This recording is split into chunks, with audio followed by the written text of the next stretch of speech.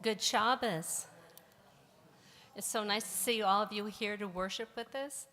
My name is Cindy Jensen. I'm the Vice President of Social Action, and I'm happy to be here with you this evening. I have a few announcements for you. We've got some interesting things coming up. Tomorrow night, we will have a PJ Havdalah at Cantor Hutchinson's home, and at 5:30. Sounds like a wonderful thing. How old can you be to go to this? Second grade and under. Aw. Sorry. Okay. You can RSVP on the website. There's a celebration of life for one of our CNT members and World War II veteran, Herbert Muskin, who recently passed away in a tragic car accident on Sunday, the 21st, at the American Legion. It's on Sunday, May 21st at 2 o'clock at the American Legion Post 8 at the Veterans Memorial Drive. So you may want to attend that. There's a seniors program called Love Me a Luau on Monday the 22nd at noon. Again, RSVP. All these things you can RSVP on the website and the calendar. So you go one stop and register for everything while you're there. And then there will be a Yisker service at CNT's King David Memorial Gardens on Friday, this coming Friday. The Yisker will start at 6 o'clock, and the Shavuot Shabbat will start at 7 p.m. here with drumsticks and drum circle in the round. Trivia Tuesday is coming up again on May 30th at 7 p.m. The CNT's Film Havara is getting ready to see The Little Mermaid at the Regal Green Valley Ranch on Wednesday, May 31st. The group will meet for dinner at 5 p.m. and at the district and then watch the movie afterwards. That sounds like a lot of fun. And then remember, CNT Sisterhood Gift Shop is open Fridays for 45 minutes before services, and again on Sunday between 11:15 and 12:15 when Sunday school is in session. Or you can always call for an appointment, and they'll come and meet you and find a time to help you. They've got beautiful things there. Shabbat Shalom.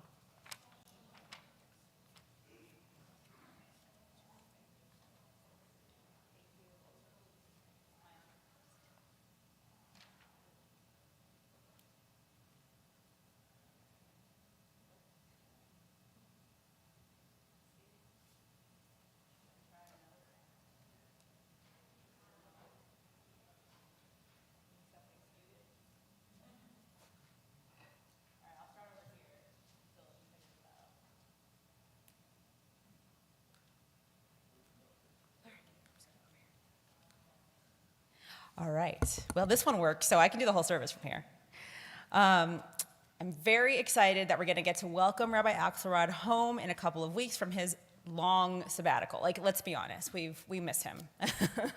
But it has been an honor filling his shoes, or attempting to, in these last 3.5 months, and I'm very excited to have him back. We have one more service without him, and that is our Shavuot Shabbat in the round drum circle that Cindy mentioned, and we get to welcome Cantor Becky Mann for the first time as Cantor. That's very exciting. She was just ordained to HUC. So she's coming home to visit family, and I said, you're not getting away that easily. You better be joining me in the drum circle. So she will be. So that'll be a treat for all of us to be able to see her, and then we won't see her for quite a while after that as she starts her new job. So I hope that you guys will join me for that lovely Shabbat, Shavuot, Yisker experience. So we've been counting the Omer, and we're almost here at Mount Sinai. We've almost received those commandments. We're getting very close. And so we begin with a Nigun Sefirat HaOmer to get us ready to count the Omer for tonight, and I will do that after we chant this song.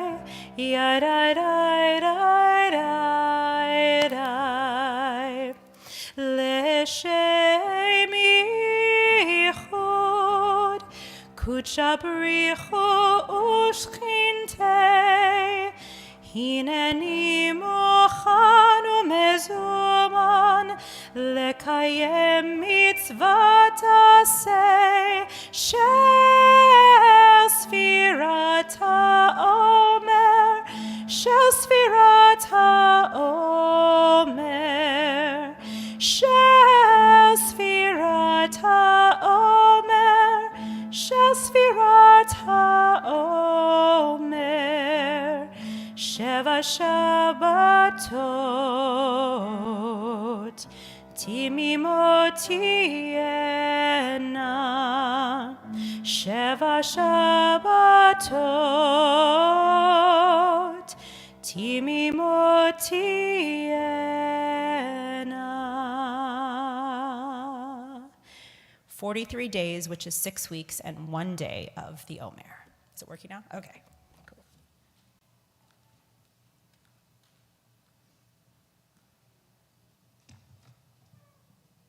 Okay, I've been making this joke that I've been using my office for classes and to have like personal, like be on phone calls and stuff, but when people come, I go over to Rabbi, I go across the hall, I go into Rabbi's office and I take meetings. So now it'll be, I go to Rabbi's podium and then back to my microphone, and I'll literally just be two people at the same time. It's really fun.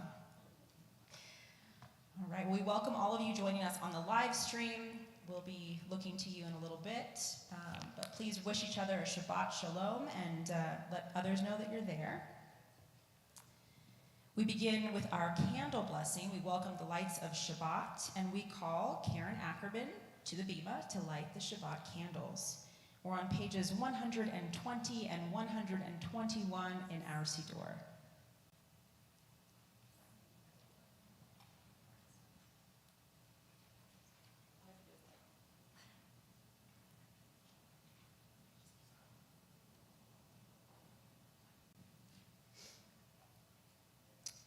As these Shabbat candles give light to all who behold them, so may we, by our lives, give light to all who behold us. As their brightness reminds us of the generations of Israel who have kindled light, so may we, in our own day, be among those who kindle light. Baruch atah Adonai, Eloheinu melech haolam, asher kiddushanu b'mitzvotav, v'tzivanu lehadlik ner shel Shabbat.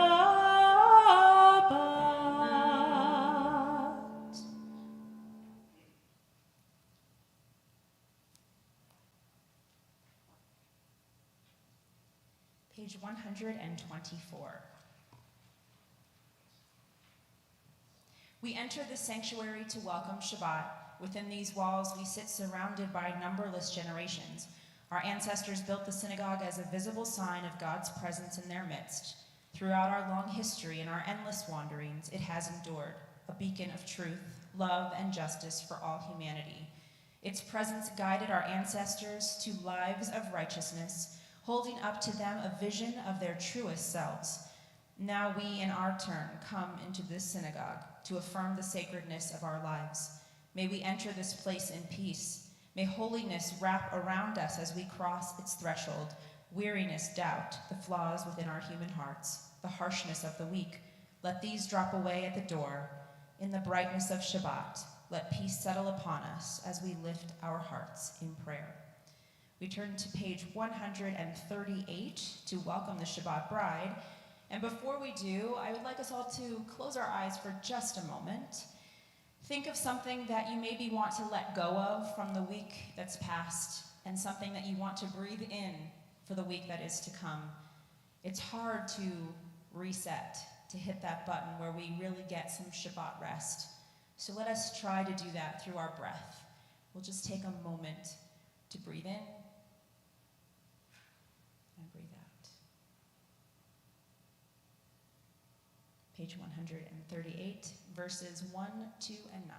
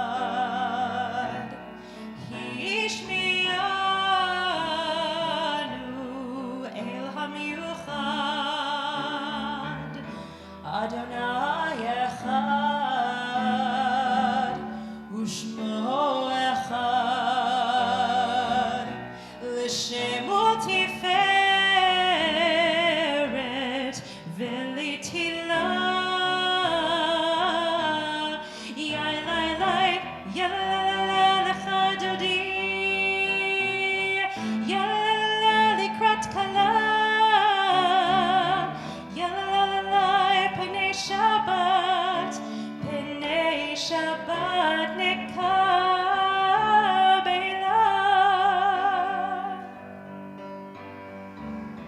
Likrat Shabbat, lechu v'nelcha, ki mekor haberacha, merosh mikedem nesucha, sof maaseh b'machshava tchila, yalla lecha dodi, yalla likrat kala, yalla pnei Shabbat, pnei Shabbat nekabela. We rise to greet the Shabbat bride. We face the door, verse 9. Boi v'shalom, ateret bala, gam besimcha uv'tzola, toch emunei am segula, boi chala, boi chala, yalla lecha dodi, yalla likrat kala, yalla pnei Shabbat, pnei Shabbat nekabela.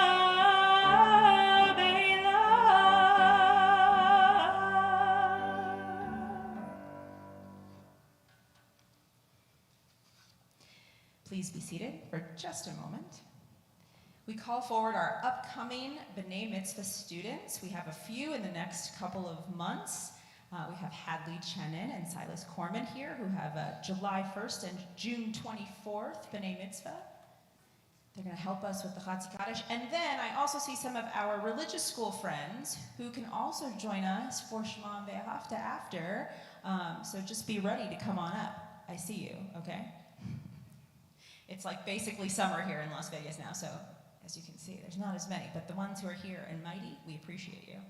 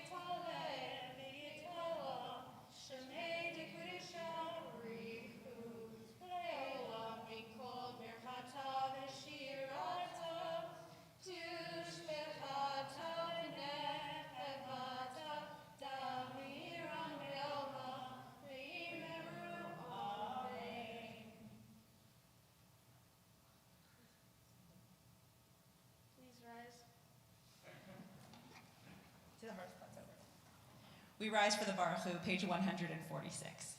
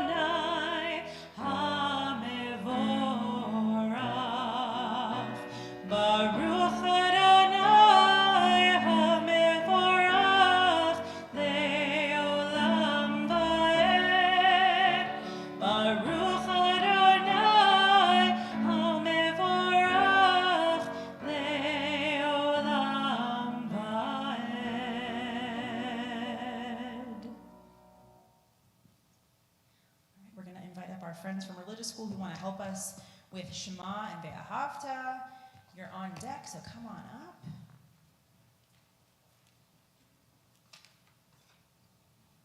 Baruch atah Adonai Eloheinu melech haolam, asher bidvaro ma'ariv aravim, b'chochma poteach she'arim uvitfuna mishaneh itim, umachalif et hazmanim umisader et hakochavim, b'mishmarotehem barakia kirtzono. Bore yom v'layla golel or mipnei choshech, v'choshech mipnei or. Umavir yom umevi layla, umavtir ben yom uvein layla, Adonai tzvaot shemo, el chai v'kayam, tamid loch aleinu le'olam va'ed, baruch atah Adonai, hamariv aravim.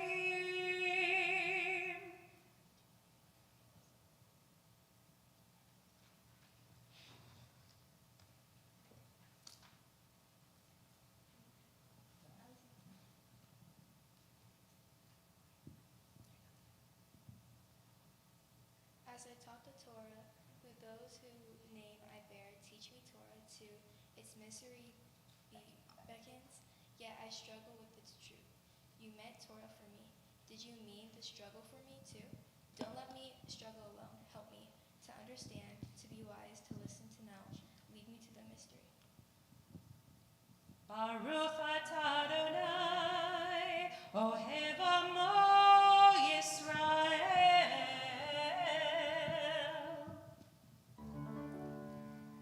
Shema Adonai Eloheinu, Adonai Echad, Baruch Shem Kevod Malechuto Leolam Vaed.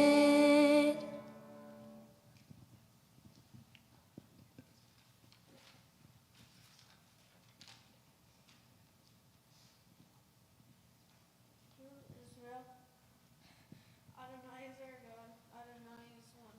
Blessed is God's glorious majesty forever and ever. Be seated if you are standing. Please be seated. We continue with Ve'ahavta. Page 154.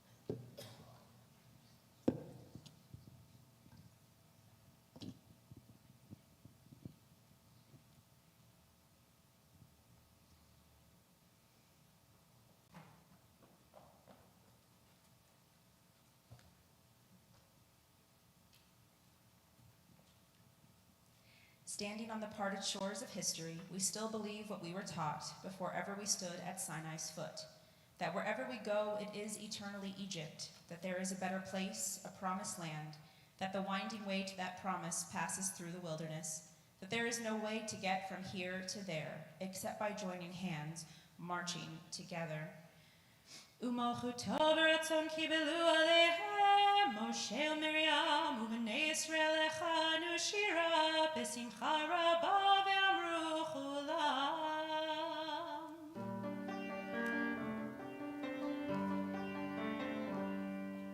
מי כמוך באלים אדוני, מי כמוך נדר בקודש נורא תהילות אוסף אלה, נורא תהילות אוסף אלה. מלכותך ראו בניך בוקי הים לפני משה ומרים זיני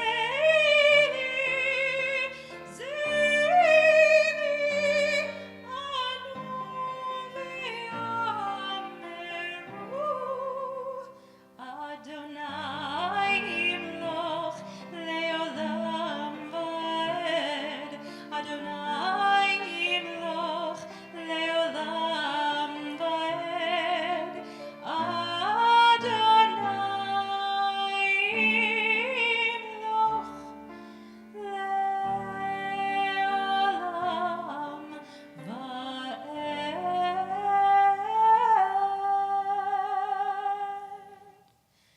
ונאמר כי פד אדוני את יעקב וגאלו מיד חזק ממנו, ברוך אתה אדוני גאל ישראל. Page 160, 161. Let there be love and understanding among us. Let peace and friendship be our shelter from life's storms. Adonai, help us to walk with good companions, to live with hope in our hearts and eternity in our thoughts, that we may lie down in peace and rise up, waiting to do your will. Our prayer asking for shelter, comfort, and peace as we lie down tonight.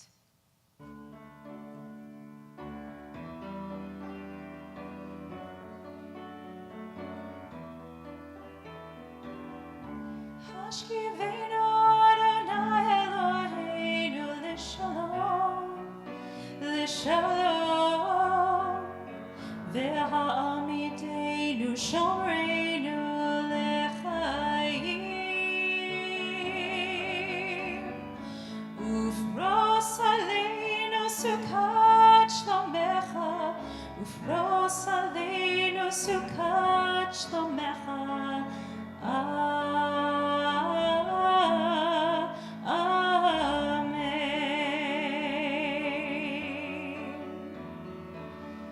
Shelter us beneath thy wings, O Adonai. Guard us from all harmful things, O Adonai. Keep us safe throughout the night, till we wake with morning's light. Teach us, God, wrong from right. Amen. Amen. Amen.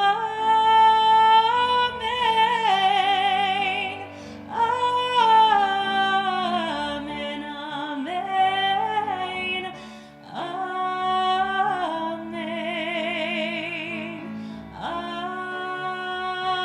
Amen.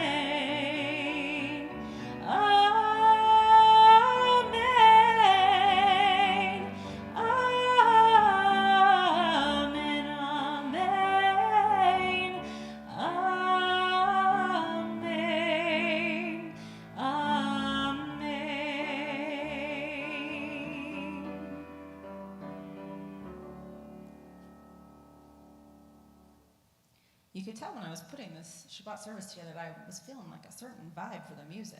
I don't know, everything's very chill tonight. I did not do that on purpose, but I'm feeling it. We turn to our Amidah prayer, page 164 through 180. Please rise.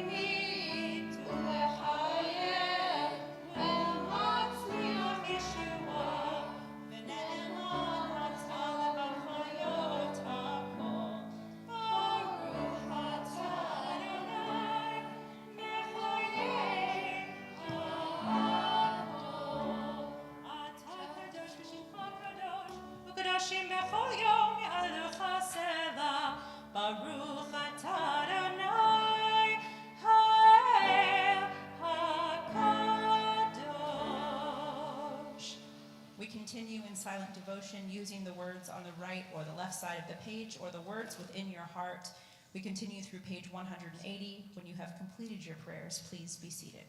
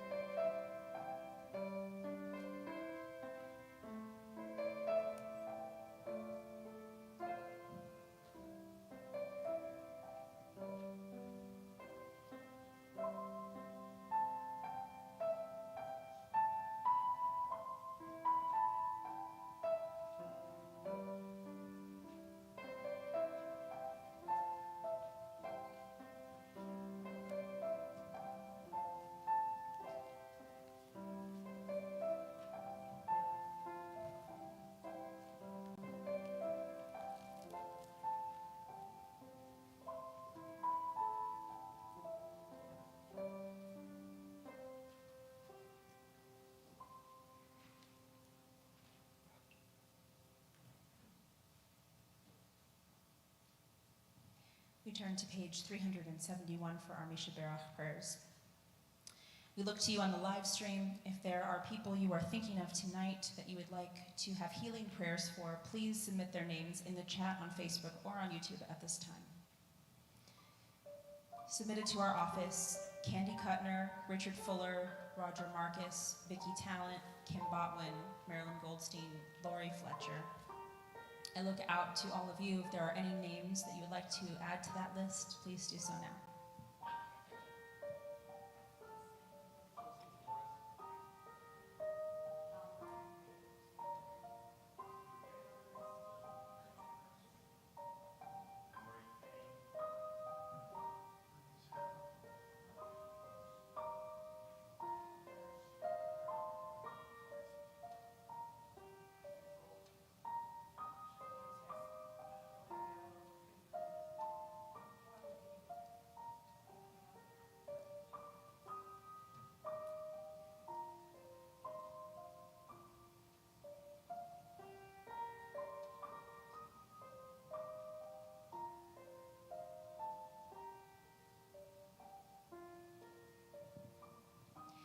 If you would like to follow our custom of putting your arm next to, around the person next to you, if you feel comfortable doing that, you can rise and do so, or you can keep your personal space. Either way, 371, we think of all those who are in need of healing.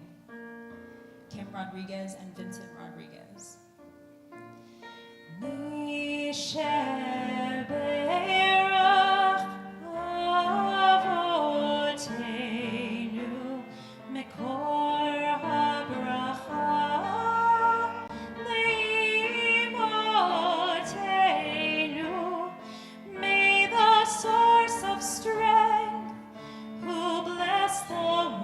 Before us, help us find the courage to make our lives a blessing, and let us say Amen. Mi sheberach imotenu mekor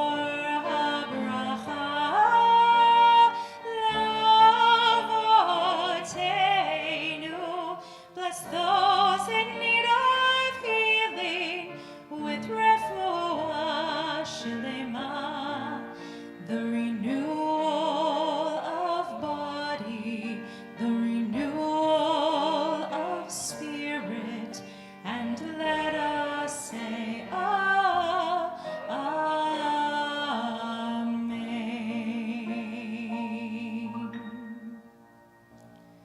Please be seated. So I'm going to do something we don't usually do in the middle of a service, but I know there's a lot of people who experience simchas this week or this month. I know that there is at least one graduation in the room. It's my mom's 65th birthday, and she would be here, but she's in Punta Cana, so sipping a pina colada, I'm sure. But if you see her when she's back, please say mazel tov. If there's anyone else that really wants to share a simcha of something that's wonderful, I feel like we need some good news. So if anybody wants to share. So I know Paige, I gave away yours, you graduated. I graduated with my bachelor's degree. I graduated summa cum laude, so that was pretty cool. Paige is one of our religious school teachers for a reason. So only the smart ones. Anyone else? No good news? Oh, okay. Finished elementary school. That is a reason to wear sparkles. That is for sure. Yes. It's awesome. Yeah. Finished 6th grade. All right. Next year, bar mitzvah. Okay. Very good. Anyone else? Yeah? No? Yeah? Okay. All right. Well, okay. So if you don't want to share in public, that's cool. Share at the Oneg. Meet a new friend. I see a lot of new faces. We are so glad to have you here, whether you're just traveling here or you're just checking us out or whatever the reason. We are really excited to have you. So please, CNT, show how audaciously hospitable you are and meet somebody new during the Oneg after the service. I also want to give a shout out to a colleague who popped in right before our services from Albany. You want to introduce yourself, Rabbi?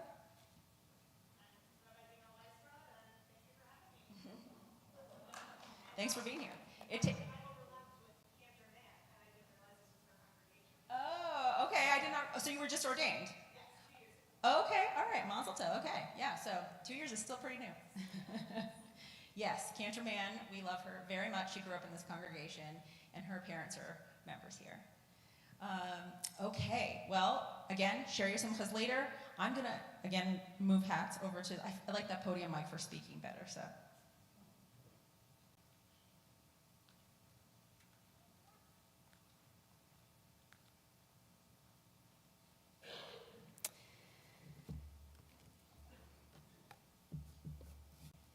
So there's this word that we hear, and it brings up a lot of feelings. And if it's said about us, we take it as judgmental. And if we say it about ourselves, we're told, don't say that, no you're not. Instead of hearing it as a bad word, I'm going to challenge you to hear it as a descriptive word. Not good or bad, just a neutral fact. The word I'm talking about, I bet you're wondering, is the word fat. I'll admit it. Thanks to generational trauma, implicit bias, and toxic diet culture driving our society for decades, it's still challenging for me to say it without cringing just a bit.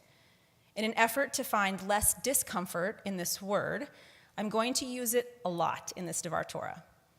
As author and podcaster Aubrey Gordon says, fat is not an emotion, it is a body type. Being fat is not a choice, but instead a predisposition and a way that some bodies are just wired to be or become. When we look at the word fat through a lens, a world of research opens up. Over the next couple of years, I hope to dive more into fat studies and a remarkable platform created by Rabbi Minna Bromberg called Fat Torah, which propagates a methodology of connecting with sacred text, tradition, and spirituality that fosters body liberation for people of all sizes. Tonight, however, is just part one. It is inspired by what I have learned from my spring rabbinic course, Ethnic Studies. Yes, just like Black, Chicano, Asian, and Jewish studies, fat studies should be part of a field of study. The more we learn, the more we have mutual understanding of our differences and similarities. The more we learn, perhaps, the less we lean on flimsy stereotypes and judgments, and the more on doing social justice work for equality and acceptance. My personal journey to this realm of Fat Torah is an interesting one, but in an effort to get to the meat of this drosh, I will sum it up as such. I was a fat child who grew up in the 90s, experienced toxic diet culture as a way of everyday life, and never felt like I was good enough because I literally and figuratively did not fit in. Constant diets did what they do, fail. When I took drastic measures to change my body, I found myself in a moment that changed everything. At my primary care doctor appointment, I said, I still have 7 pounds to my goal weight. And she said, Jessica, have you looked in the mirror lately? Your goal weight is unhealthy for your body. You need to eat and rest. This constant pursuit of weight loss has your health priorities way out of whack. And this was the beginning of realizing the entire system we are taught is not only isolating fat people, it is dangerous. So here I am, years later, looking to make a significant change to fat stigma so that our bodies can be liberated, celebrated, and able to exist in the world without fear of shame or pressure to conform, and with the ability to do all of the things conventional-sized people can do, like fly on an airplane or sit in a theater seat. Perhaps if bodies were studied and explored for what they are capable of instead of how they appear, we would not focus so much wasteful time on meeting meaningless conventional body standards. For a moment, let's dive into the issues, the work, and the trajectory of the global existence of the ethnic studies of fatness and fatness as a social justice issue. So going about social justice work requires a deeper understanding of how current conceptions of fatness are jointly constructed by interlocking prejudices about race, class, ability, sexuality, gender, and other biases. The study of fatness exists on its own, but more commonly along with these and other marginalizations. Often, fatness is discussed in terms of a person's health or physical appearance. In and of itself, fat people are both internally and externally discriminated against. When another marginalized category is added to a person's circumstance, those discriminations multiply. This added complexity is called intersectionality. Intersectionality emphasizes that individuals have intersecting multiple identities which experience systems of oppression in varied ways. In other words, there exists no singular experience of an identity. An example of intersectional fat bias is the BMI scale, or body mass index. The BMI scale describes what is determined normal by looking at the narrow and limited information of height and weight. The BMI scale is problematic on its own, but perhaps the most troubling part is that it was built using European colonial archetypes for humans over a century ago, specifically a mid-19th century Belgian mathematician.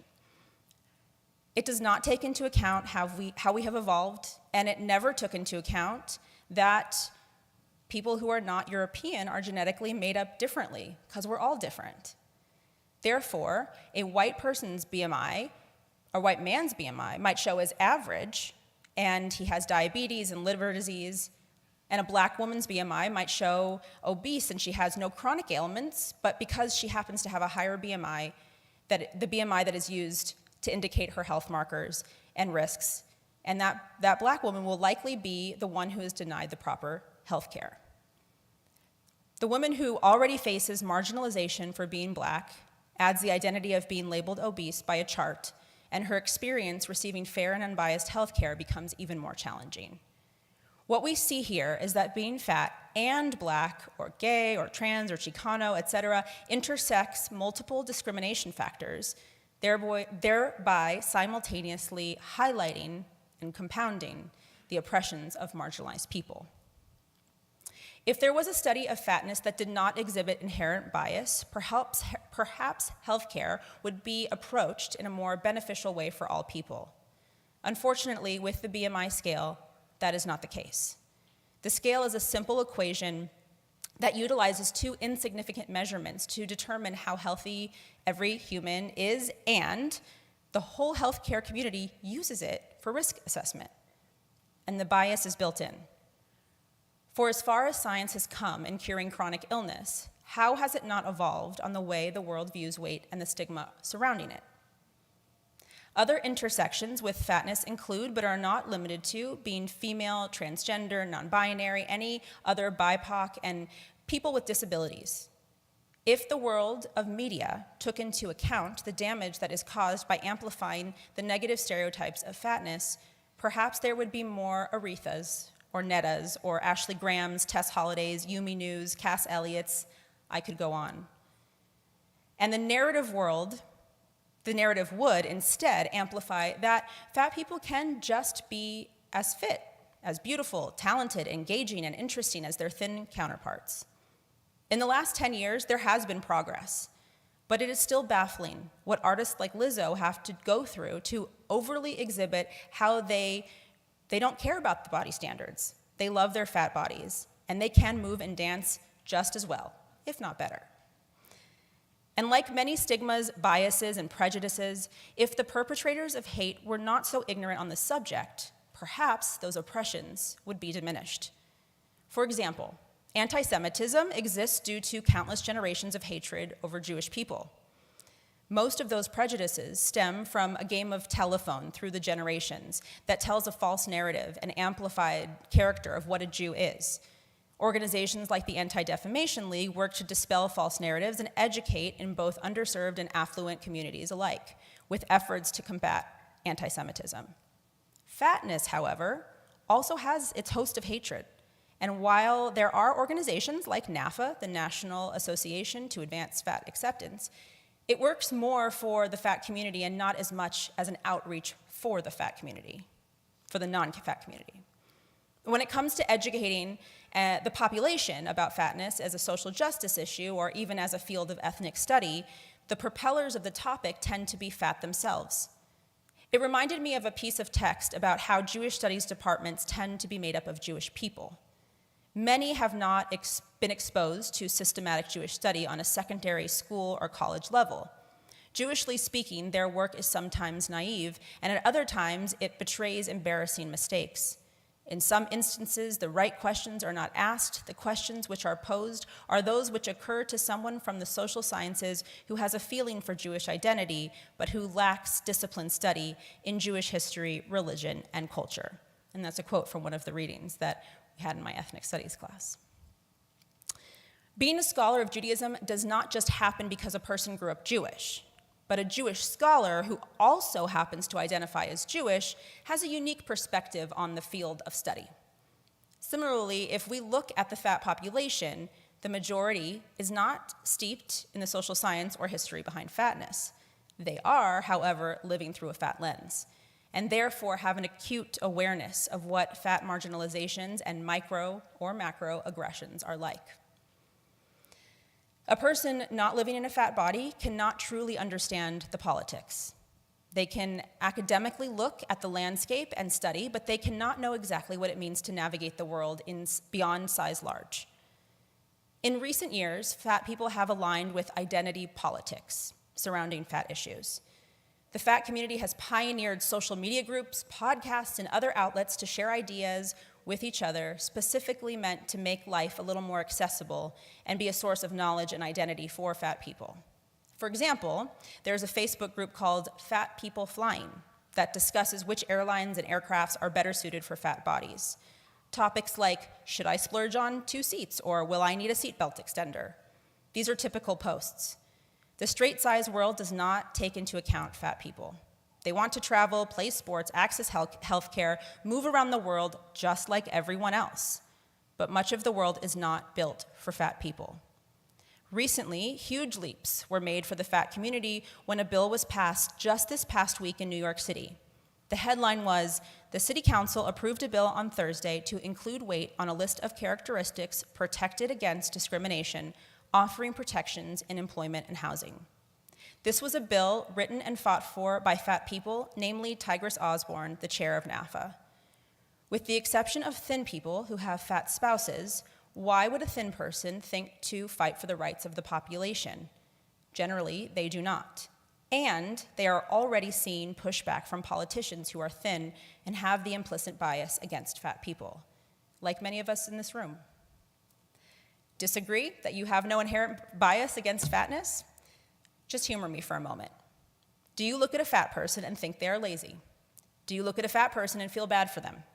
Do you look at a fat person and know that they need to go on a diet? Do you look at a fat person and think, at least I'm not that fat? I'm guessing that you answered yes to one of these. And thanks to diet culture and countless years of generational trauma, most of us do.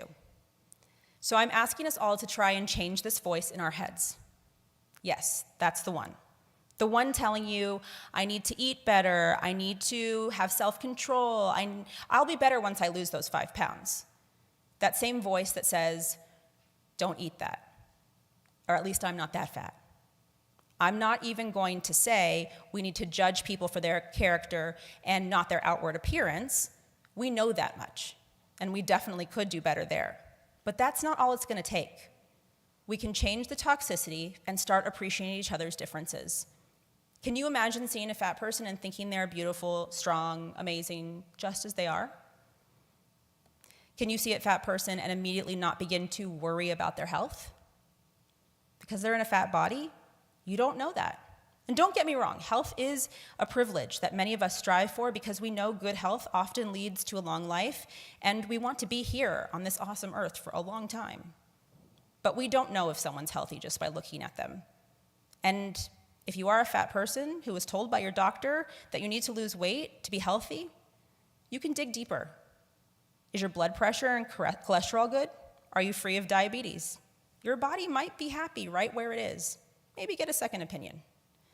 And even if those numbers are not good, and that is the case, and you've tried every which way to lose weight and failed, because 95% of diets fail, know that you are not less worthy, less accomplished, or less awesome because you live in a body that is struggling. You should not be shamed by others. We should not be shamed by others just because we're fat, healthy or not. So why are we really inherently so biased? Well, diet culture plays the leading role, but where did it come from and why? There is a concept called Occidentalism. It is a distorted and stereotyped image of Western society, which can be held by people inside and outside the Western world, and which can be articulated or implicit. It is reciprocal to the concept of Orientalism, which stereotypes the Eastern world by the Western world. In her 2013 work, The Sephardi Moorish Atlantic Between Orientalism and Occidentalism, Mizrahi Jewish scholar of post-colonial transcultural studies, Ella Shohat, points out that imagery of others is an animalizing trope by which the colonizing imagery rendered the colonized as beast-like and animalistic. This reverberates a parallel to the way fat people are portrayed in society. Often the fat person is the bad guy, the grotesque creature, slothful, unappealing, or the desperate girl. But who started this trope? A Greek mathematician who stated that beauty was based on symmetry, and that is what humanity should aspire to. So if one lived within the conventional standards that were praised, and if one lived outside the symmetrical standards that were painted in the same beast-like way described in Occidentalism, the conventional colonial standard of appearance, like Occidentalism or Orientalism, a stereotyping of how other worlds live. In this case, not East versus West, but thin versus fat. Fashion, housing, seating, jobs, etc. are all based on how the Western world views the largest bodies in society.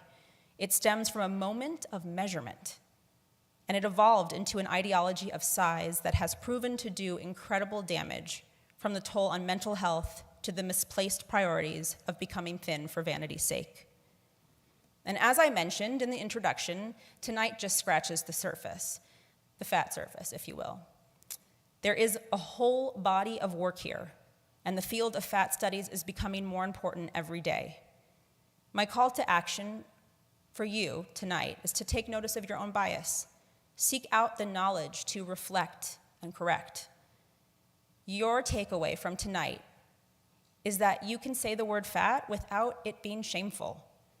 You can say the word fat and nothing else is implied, not beauty nor health. You can say the word fat and enjoy a body that is shaped that way if you want. If we study fatness and its evolution over time and throughout the world, we might arrive in a place where we can begin to take the stigma out so that we can let love and acceptance in.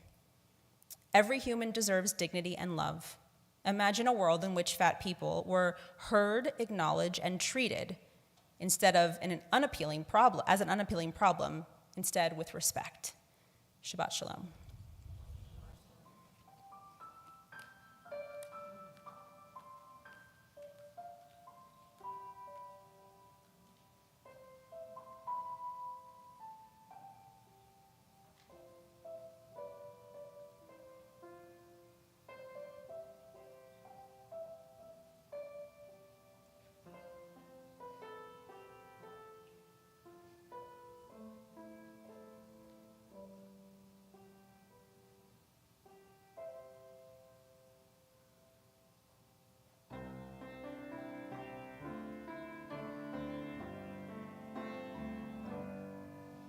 It's up to us to call ourselves to task, to sing what's good and true, to bring about redemption. It's what we were free to do. For what's the point of being here if we're not moved to change our ways? Aleinu l'shabbat. It's time to live our praise.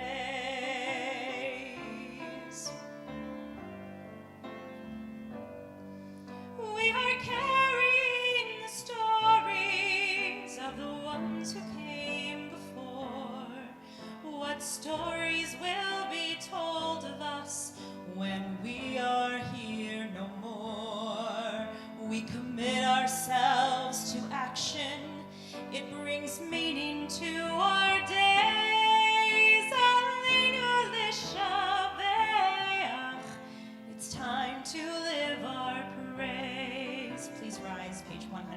586. It's up to us to own the vision. We are an answer to a call. It's up to us to live the words we speak for the benefit of all. It's up to us to bow down deeply. There's a broken world to raise. Aleinu l'shabeach. It's time to live our praise. Aleinu l'shabeach. It's time to live our praise. V'anachnu korim umishtachavim umodim lifnei melech malchei hamlachim hakadosh baruch hu.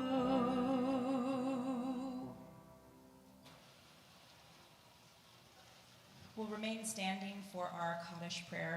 If you're watching on the live stream, please submit those names in the chat of those you are missing tonight who are no longer with us, whether it be a recent death or a Yortzeit anniversary of death, or you're just thinking of someone special. Please submit those names in the chat.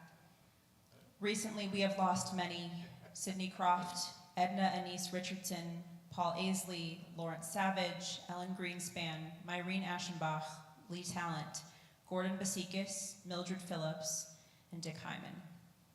We observe the Yortzeit of Fausto Acosta, Ida Bass, Dick Rose, B. Edlovich, Marion Friedner, Abraham Goldstein, Louis Green, B. Gresson, Arthur Gretman, Hinda Joy Hinden, Carla K. Jonas, Frida Levine, Saul Miller, Marilyn Miller, Jean Rose Monos, Jane Ostrov, Albert Pessin, Everett Raphael, Rena Roberts, Doris Roth, Burton Bora Rudolph, Sylvia Saltz, Richard Schaffer, Zola Siegel, Joseph Skilbred, Ruth Stiel, Daniel Stucker, Jack Torchin, Milton Wasserman, Naomi Blanche Weinberg Kabakov, David Wirt, Stephen Winard, Martin Winnick, Saul Yellen, Stuart Zatlin. As I look out into the congregation, if there is somebody that you are thinking of tonight that you would like to say Kaddish for, please say their names at this time.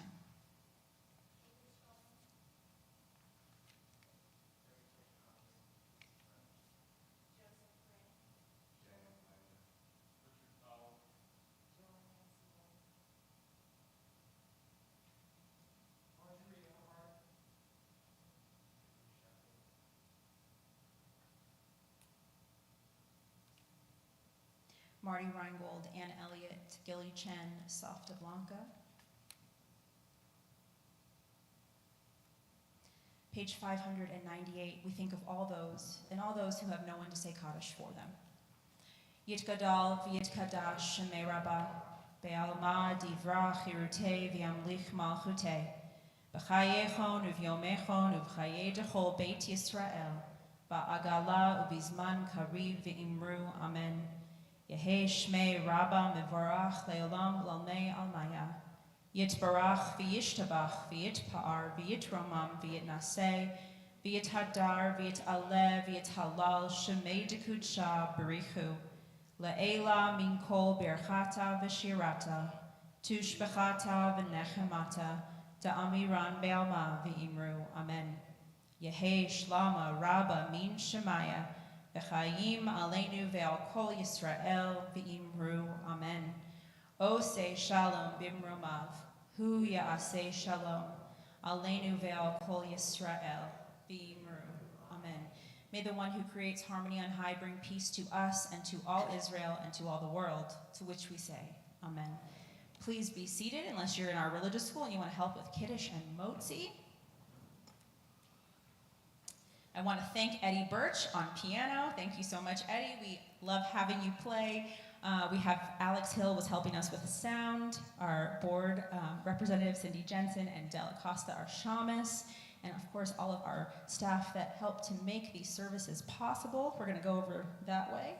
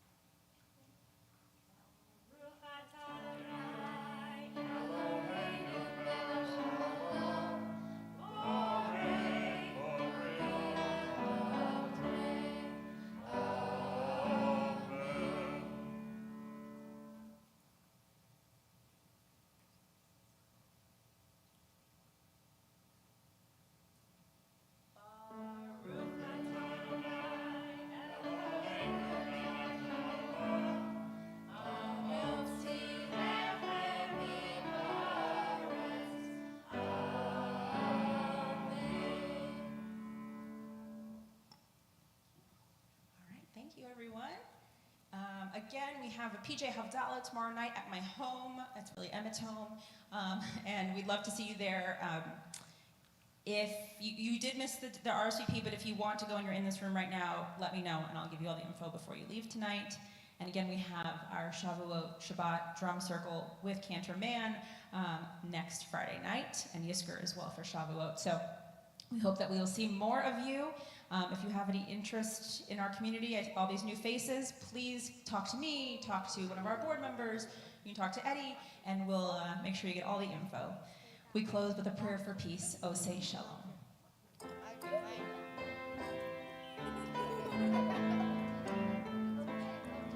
Oh, say shalom, bimromav, huya say shalom, aleinu, ve'al kol Yisrael, ve'imeru amen. Oh, say shalom, bimromav, huya say shalom, aleinu, ve'al kol Yisrael, ve'imeru amen. Oh, say shalom, bimromav, huya say shalom, aleinu, ve'al kol Yisrael, ve'imeru amen. Oh, say shalom, bimromav, huya say shalom, aleinu, ve'al kol Yisrael, ve'imeru amen.